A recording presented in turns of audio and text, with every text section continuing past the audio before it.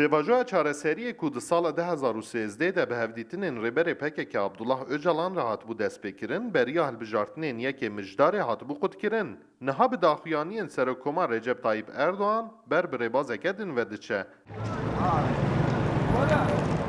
Siyasetmedarên Bakurê Kurdistanê jî di derbarê daxuyaniyên Serokkomar de amaje dikin ku pêwîst e hemû aliyên Kurdistanî di pêvajoyê de cih bigirin. Niha demek ki destpêkirin tenê yek alî bû û niha ji dibêjin bila wanan tune bin êdin hemûyan hebin. Ew jî li gor dîtina me nerast e. Wexta mirov dibêje gele yani ew muheteba wî ez wiya wisa dixwînim gele lê gel tenê bi serê xwe nîne gel rêxistinên wî heye, hêzin wî heye, partiyên wî heye. Çavdêrên siyasî jî di wê baweriyê dene ku eger çek ji holê rabin, navê wê çi be bila bibe, dê pêvajoyeke erênîtir bimeşe. Tabii şimdi başkanlık sistemi için çözüm şart.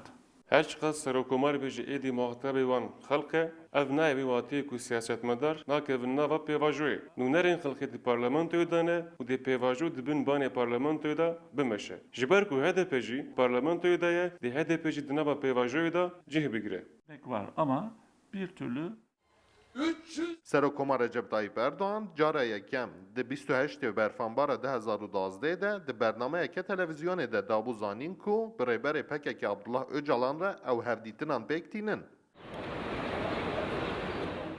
Siyasetmedar amaje dikin ku bêyî hebûna pêvajoyê hikûmeta Tirkiyê ne dikare pergala serokatiyê nîqaş bike û ne jî dikare xebatên makezagoneke nû bike.